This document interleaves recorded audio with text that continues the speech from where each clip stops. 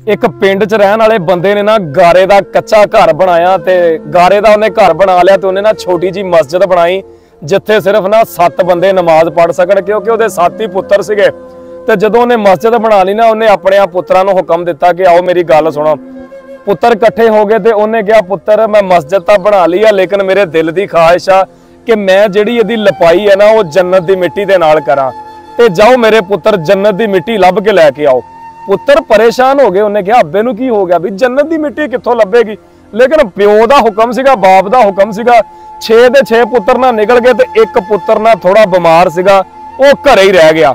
लो जी, 6 दे 6 पुत्र हुण जन्नत की मिट्टी लभण चल गए आ पिंडां च थावां ते अगे पिछे। जन्नत की मिट्टी कित्थों लभे, सारी दिहाड़ी लभदे रहे, शाम नूं ना थक हार के ते वापस आ गए। ते जदों वापस आए ना, प्यो ने पूछया हाँ भी लभी जन्नत की मिट्टी, ते सिर नीवा करके खलो गए। उन्हें कहा अब्बा जी जन्नत की मिट्टी कितों नहीं लभी, असी सारे इलाके छाण मारे आ।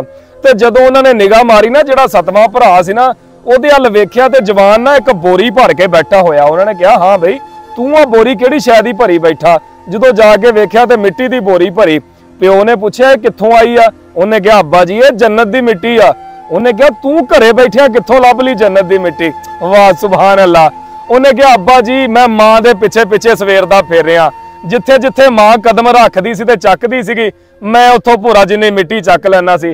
सारी दिहाड़ी फिर फिर के जिद्दां जिद्दां मां कदम रखदी गई ते चकदी गई आ, ते मैं मिट्टी चकदा गया, बोरी पूरी भर ली आ, ते आ जे जन्नत दी मिट्टी लो लपाई कर लो। सुभान अल्लाह। गल करन दा मकसद यह आ कि आ दरगाहां ते दरबारां ते सजदे करन नाल जन्नत नहीं लभदी। जन्नत तां साडे घर दे विच आ। ਉਹ ਕਹਿੰਦੇ है ना कि जिहदा माँ प्यो इस दुनिया तो राजी चला गया ना, मैं गारंटी दिना कि वो बंदे नूं जन्नत मिल गई।